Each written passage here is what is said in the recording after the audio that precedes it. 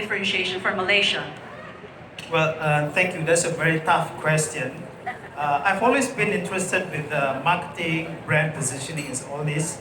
And I really love the 5 points that Laura mentioned: global, not national, competitor, not customer, to be narrow and not broad, multiple, not single brands, visual and not just verbal. That's exactly what we have been practicing when we do destination marketing for Malaysia. So in today's age, we are concentrating or focusing on digital, social media marketing. And in fact, for the Philippines, more than 60% of the population are very active on social media.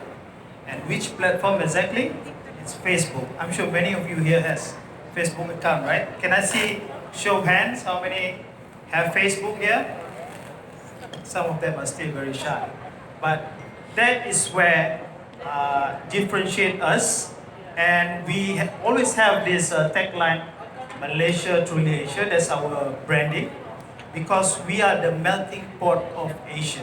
So you can get the best of Asia in Malaysia, truly Asia. Thank you.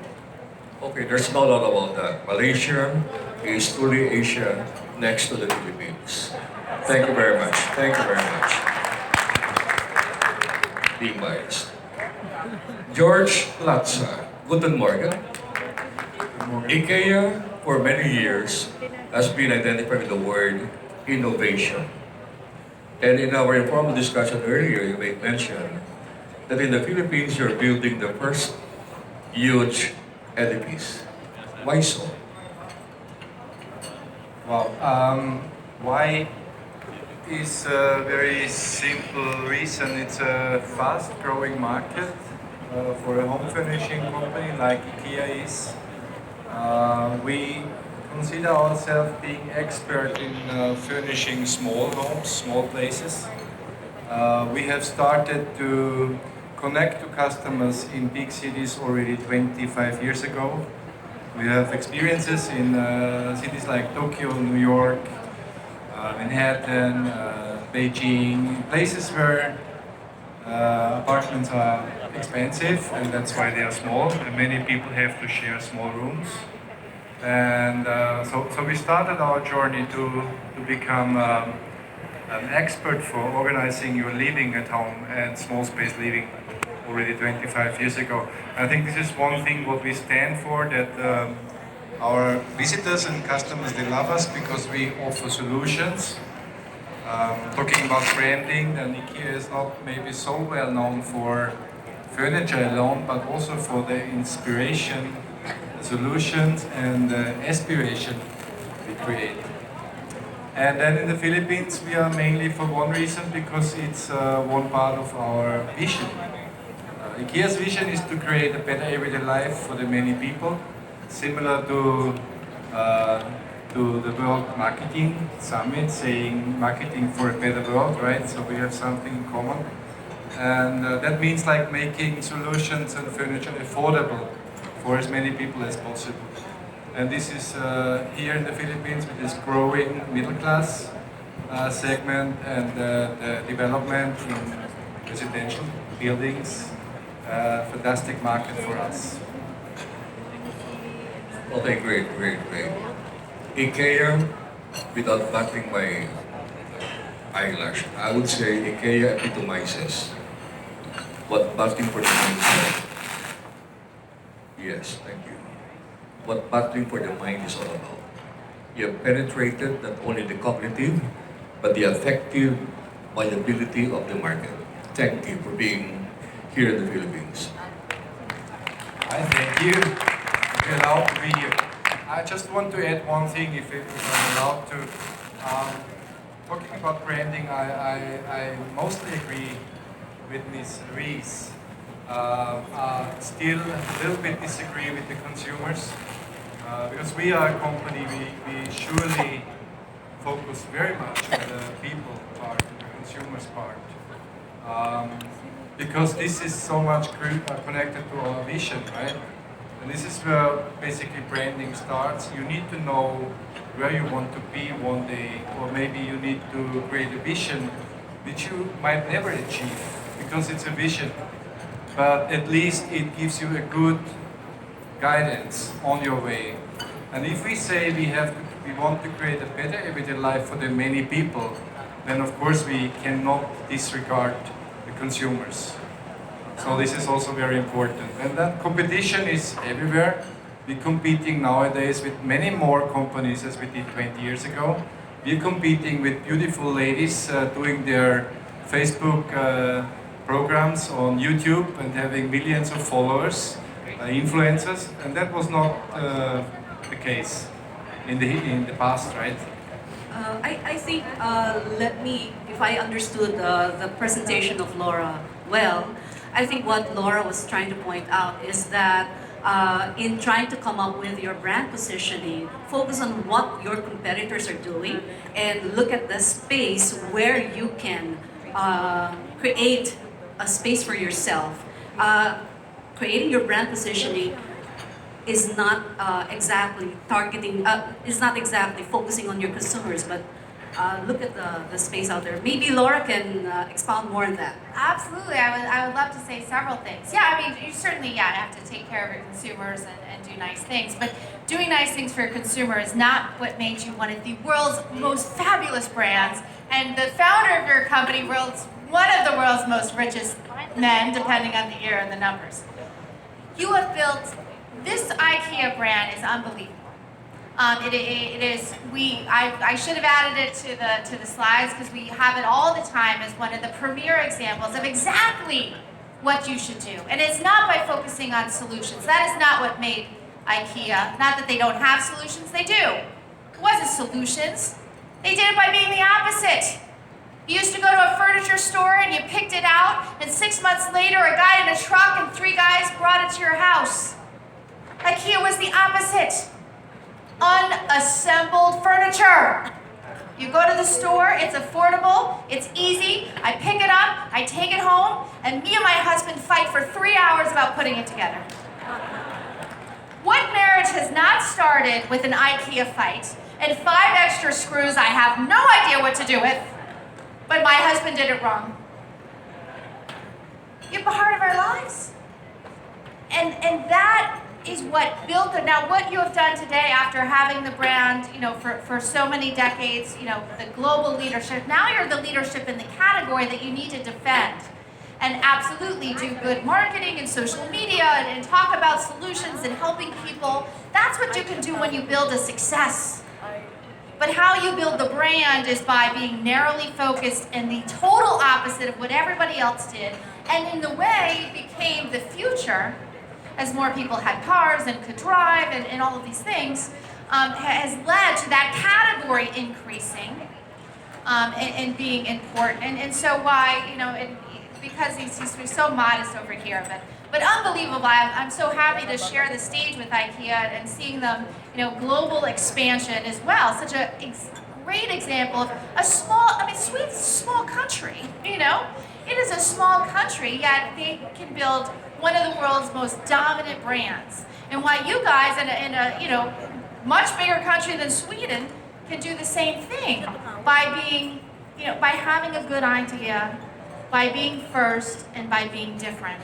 Which is the Al Rees. That's right. That's our way. Yeah, that's our way. So it's very exciting to see how these things work and how the principles work, and then how, like you said, how as a company you can then take back and give back to people by doing the socially responsible things and all the other things that go along with it. But without the strong brand, you're unable to do that, unfortunately. Wow, what a great pitch for IKEA from Laura Reese's. Thank you. IKEA. It took them so much time to come here to the Philippines. IKEA, the name you can trust in the service of the Filipino. You are renewed in the Philippines. Thank you very much. Laura, I have this nagging question. As an educator, you made mention in your presentation about the role of the right brain or global mind. How do we migrate from that when we live in a world where people in education, in government, are so left-brained? They always see the trees, not the forest. How do you now battle How do you inject the concept of battle for the minds in a world where we look at things from the trees before the forest? I believe in your Yeah. saying that pictures would evoke a lot of emotional connection. Well, you bring up an excellent point, and we faced that struggle. We saw that struggle. We actually wrote a book all about that struggle, and it's called War in the Boardroom. And it's why how right brain marketers have to fight with left brain managers to do what's right for the company. Because many people at the top, you get there by being logical and being a good person or a good verbal talker instead of visual thinker. Politicians are great verbal, word type people. But it's coming together that makes a strong company. I mean, you need good financial people, and you need good, CEOs that can be, spokespeople and sell people internally and externally. But you also need good marketing ideas. And it's the two of them coming together and understanding. What we found, and the difficulty at many particularly big companies, was that marketing didn't get any respect in the boardroom. And the boardroom was dominated by, financial thinkers, left, logical type thinkers, and they didn't respect, they said, hey, anybody can do marketing. Right? Well, that's not true. So we wrote about some of the things where, marketing isn't logical. It makes sense that the more things you sell, the more business you'll have, but the opposite is true because of the mind and the marketing principles I talked about. So it's understanding, I think, each other and giving, marketing and experts in marketing a voice at the table. And why, as a result, many of the great successes have been from entrepreneurs who are able, many of them who are great right brain thinkers, like Steve Jobs, for example, or, even IKEA and Ingvar. I mean, great example of doing things differently that big companies would have never done. You see that, but that is the struggle, particularly in big companies, that left brain and right brain people need to think together, work together, and understanding each other's point of views. And most possibly IT or technology. Sure, absolutely. Probably dominate the boardroom right now because of digital.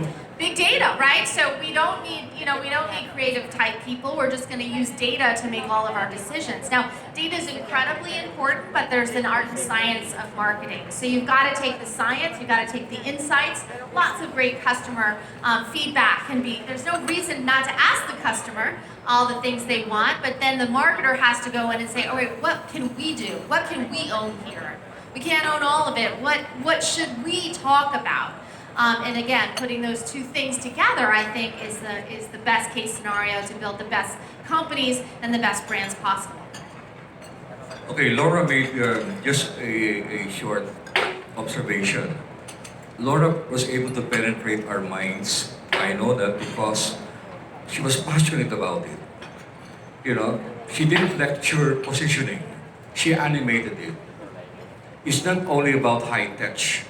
You've got to be high touch. When you make a presentation, and Laura, wow, you're so passionate. And talk about left and right brain. The left brain will make you a very good marketing manager, but the right brain will make you a marketing leader. A left brain marketing will become a good sociologist of marriage, but the right brain marketing is happily married. And lastly, a left brain marketer can write along the lines of psychiatric theories, whereas a right brain marketer does not need to see a psychiatrist. Correct? So let's all be right brain without losing our analytic. Some things in life cannot be simply analyzed. We just have to accept maging sino ka man. Can I just add to the Oh, you're there. I'm sorry. Yeah? Yes, please. Okay. Well, in destination marketing, visual is the utmost important in selling a destination. It used to be you post beautiful scenery, pictures, and all that, but today it's no longer enough. You have to have video. So video is the mantra of the day for destination marketing, and the video has to be short and portraying the destinations, the activities, the fun things they can do, just like what Philippines is doing. So that's why they say it's more fun in the Philippines, right? So video is very, very important in destination marketing. I tell you what's really important in destination marketing. Again, I got lots of slides on this. It's a visual hammer. One unique visual that can represent. Most campaigns talk about the 20 things that we can do in country XYZ. No, we need one visual. I mean, think about the most powerful tourist destinations in the world: the Taj Mahal in India, the Opera House in Sydney, the Eiffel Tower in Paris, Big Ben in London, the Statue of Liberty in America. They have one unique, identifiable visual. There's lots of things to do in Paris, but showing the Eiffel Tower as the visual hammer is what drives it in the mind. And if your country doesn't have one, you need to find one that can be that visual. And I will say this in terms of Malaysia, the idea is you can get all of Asia in one place is a good strategy. But we got to find a visual for it. We got to find a visual, but a little bit of all of Asia and Malaysia, it also rhymes. That's a terrific, in battle cry, as we call it. It makes it memorable. It makes it incredible. India is not memorable. It's a terrible slogan. But all of Malaysia and Asia, all of Asia and Malaysia, right? It's terrific. We'll find a visual. We'll talk to you later. Thank you. That's always a creative challenge, looking for the visual to represent what you stand for, right? We can open this part of the program to any question from the floor. When they ask question, is that the right brain or the left brain working? So we will see. Yeah, I think you could come up to the mics here. I see mics standing in the aisles. If you walk up to the mics. There's Let's only show one. Laura There's that only the- one rule. Oh, that's fine. Okay, please state your name, ask your question, and please do not give the answer. Okay, pinpoint whom you wanna ask question. Okay, we have one here, please. Oh, yes, please. There's a mic. My name is Nadia. I'm from Video Factory. Please louder, ma'am. My name is Nadia. I'm from Video Factory. Nadia. And yes, I want to ask about the video. I know that it's the most important for touristic destinations, and I'm working in tourism too.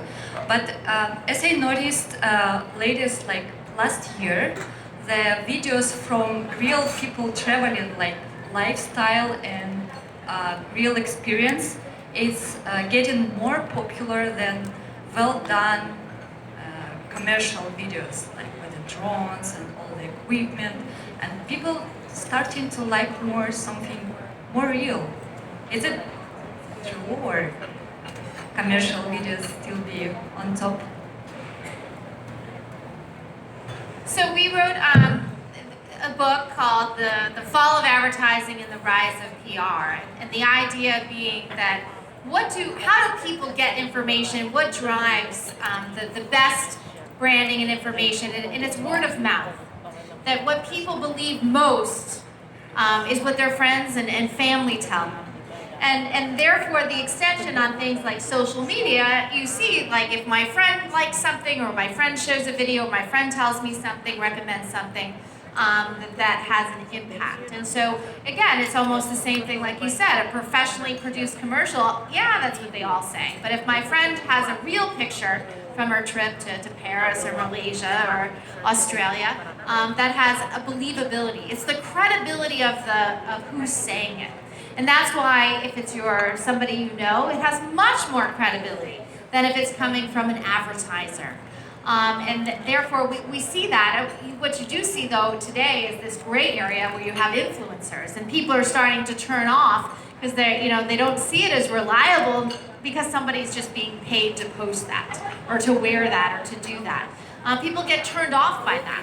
But therefore, I mean, but still, it is that authentic, that credibility of hearing and seeing from your friends that is so, it has always been important. But technology has allowed that to be much more shareable and identifiable, and people talking and posting about their stories. But the brand and what we talked about in the break here, you know, this brand and the strategy is at the heart of it. You can't just slap a social media campaign on a company that's doing everything. I mean, what's the Sony message going to be? I don't know. They have a slogan that's make.believe. Nobody goes around saying, you want to make believe with Sony today? No. Right? So you first and foremost have to have a strategy.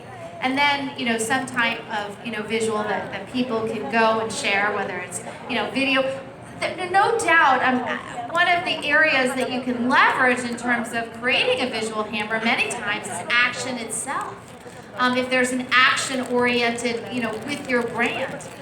There's a German toothbrush called Mr. Best or something, and it's got a flexible head. And what do? They show a demonstration. They have a regular toothbrush on a tomato, and what does it do? It breaks the tomato. And then Mr. Best on the tomato, it doesn't break the tomato. If you can have a visual, you know, action-oriented, I mean, that's perfect for video. Not every brand needs video, but for some, it becomes incredibly differentiating and showing that action and demonstration. If there's one advice you have for us here in the Philippines, you mentioned that there's no one brand that stands out, that's global, that's coming from the Philippines. Where do we start, Laura? I know this is a good conversation starter, but maybe now's the start for us to think again, rethink our strategies. Any advice? Well, I only got here a few hours ago, so I haven't quite got my feet on the road here, but there's always opportunity. I mean, I think you have to look in, but it starts with the mindset of, you know, thinking narrow instead of thinking broad. And looking for then opportunities because of, you know, if there is a competitor in a field, you're not going to knock them out of that position by being better. You need to think about how we can be different. But certainly in the, you know, there's, you know, the people of the Philippines, I think, are a great selling point in terms of they're very energetic and they're very lively and I think good communicators. And that, you know, goes a long way today in being entrepreneurs and building brands, being able to communicate, but then finding and isolating that idea and taking it to the next level. The other thing is, you know, a strategy in terms of building global brands that we see quite often is the domination in your local market and then taking that on the global. You know, that we're number one in the Philippines, for example. Barilla Pasta did that by taking its brand, number one in Italy. Or Dyson vacuum cleaners, number one in the UK. Leadership is incredibly motivating. And too few companies, you know, use leadership. But they in their marketing, they should emphasize, you know, the fact that they are dominant in their brand. And it only, you know, Coca-Cola doesn't say it because everybody knows it. But it's, you know, companies, when you don't know who the leader is, if you are the leader, you know, you want to go ahead and use that to your advantage. I want to give my input to the question earlier. Well, yes, the trend is now, you know, the video, the commercial video versus the influencer video. Definitely the trend is moving towards the latter. Why? Because the question of credibility, because people want to want the information to be more relatable to their experience.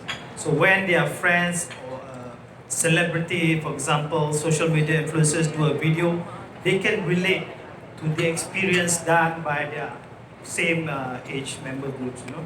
So definitely the commercial video is like, you know, you slap certain amount of payment to the advertising agency to do. People get bored of that. So people want credibility so that they can identify, you know, from social media influencers as well as people that they can identify with. Yeah. So that's my answer to your question earlier. One more question Hello. before we wrap up. Ma'am, One question here. Oh, there. Okay. Good morning. Morning. Engineer Lino Diamante, Chairman of the Board of SWIFT Foundation and also Techno Purchasing Association, Techno Sales Association. Our foundation is actually a platform of technopreneurship development here in the Philippines. We created this Techno Sales Association and Techno Purchasing Association and maybe soon Techno Marketing Association. Our foundation and our association are also organizing Techno Conference Summit and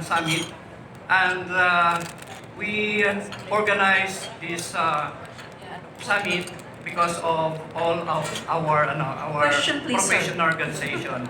This is the question because this is too broad World Marketing Summit, and our group would really would like to partner with this organization.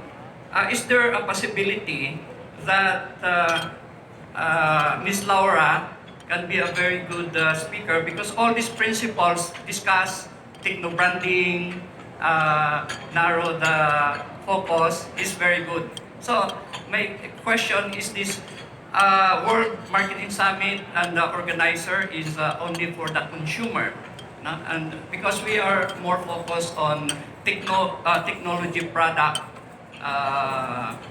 summit and conference. Okay. Is there a way that we can collaborate after this summit? Definitely, we are most welcome to collaborate with you. Prepare 20 million